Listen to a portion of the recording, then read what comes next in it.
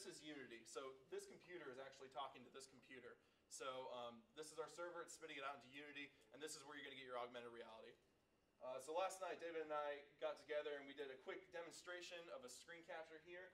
You can see the squares and the spheres, those are the colliders, and when those actually collide with digital elements, they will move them and they will knock them over, and you can pick them up and you can kick them across the room and you can do whatever you want with them. It's actually a lot of fun, it's really cool. So that's just a basic example. Here we're talking about our data collection, and our data collection method is we're trying to figure out, will this work? That is our biggest question. Will this all work? If we have one Kinect, if you turn at a certain angle, it'll lose tracking data. So it'll lose a joint. So I want to track my right shoulder. When I turn sideways, that Kinect that's right there is going to lose my data. All right, so that'll register as a 0. And then if it does pick up myself, then it'll register as a 1. So we have these big, giant, huge spreadsheets because for every second there are 60 different rows that are calculated in each joint. So these huge, long spreadsheets, and when we get all of the Kinects together, we think that we're never going to have any zeros, and that's what we're really going for. So with 4 Kinects, we're going to have tracking overlap, which means that if I'm tracking my right shoulder, I have a Kinect in front of me and I have a Kinect over here, it's going to be tracking me here, but it could also be tracking me over here. And of course, the one behind me is going to be tracking me, and that's a good thing. We want tracking overlap, because that means that we'll never lose that tracking data. But the problem comes up of which direction, which Kinect am I facing? Am I facing the one in front of me, to the right, to the left, behind me? So we're working with gyroscopes.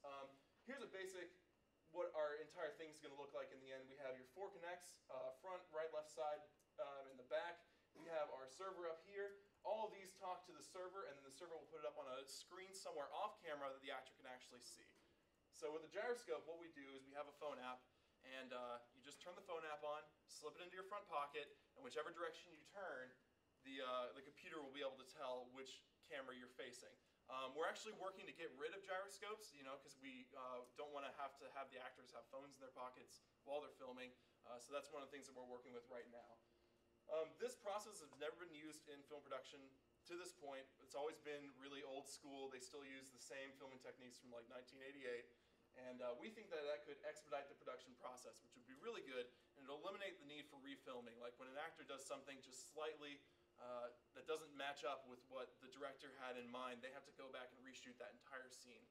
So there's a lot of potential for future use of this product, and we can go full virtual reality. So instead of just having real humans and the real environment with augmented digital elements, we think that we could fully immerse a user in a digital environment, and it would actually work really well.